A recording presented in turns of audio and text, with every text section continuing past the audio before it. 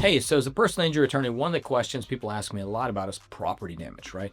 Property damage to their vehicle. They've got concerns like, I've been hurt, my car's messed up, how am I going to get places? Should I hold off on treatment until I get my car fixed? Things like that.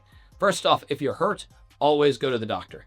All right, my advice is never delay until you get your car fixed, because sometimes it's quick and easy, but a lot of times that process takes 2, 3, 4 weeks.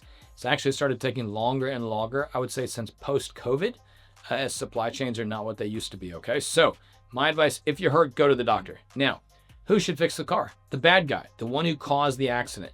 Now, if the other side caused the wreck and liability is not disputed, meaning that insurance company has accepted liability, they're saying, yes, we caused it, they should be fixing the car. Their insurance company should. If you don't want to deal with them, though, you can have your own car insurance company repair it.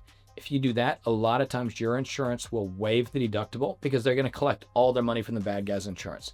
So if you just rather deal with your own company, just have them fix it and go after the bad guy for that property damage money.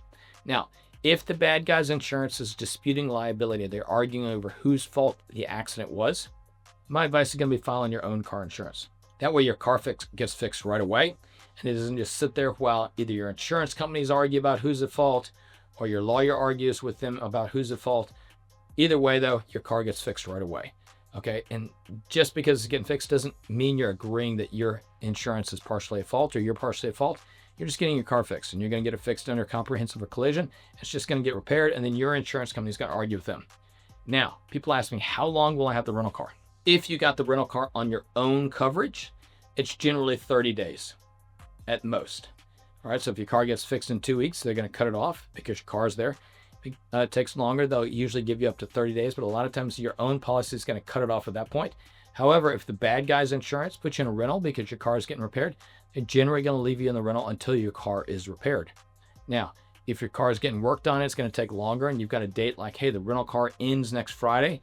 You talk to your body shop, and they're like, yeah, it's going to take 2 more weeks.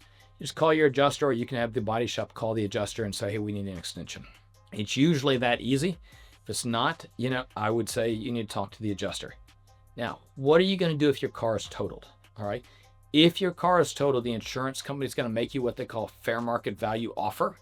And when they do that, that generally cuts off any obligation they have to put you in a rental car. Even though you may not have the title, even though you may not have a check, everything like that, when they make that offer, a lot of times they can cut it off. You can usually sweet talk them into extending it a couple days, but it's going to end pretty quick. Now, they're supposed to make you an offer based on what your vehicle is worth. An easy rule of thumb is I would take my vehicle and I would put it in CarMax or Kelley Blue Book or something like that and see what it comes up to. If it's pretty close to what their offer is, then their offer might be fair.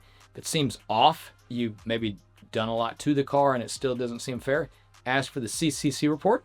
They're going to give you a report of what vehicles are selling for near you.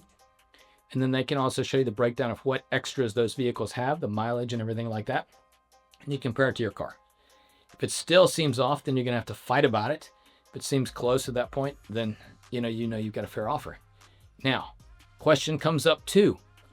If the insurance company sends me a check, what do I do? Do I cash it? Do I take it to the body shop or what? My advice is never cash that check.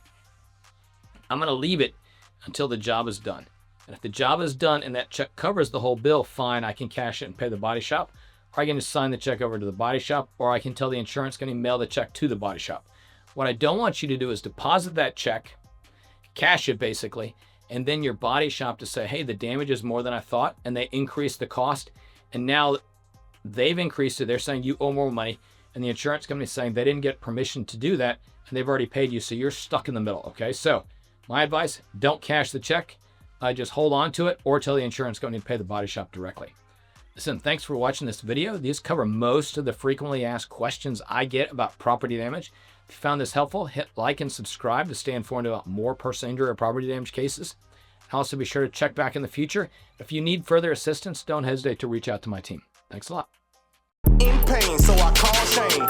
980-999-9999. In pain, call Shane.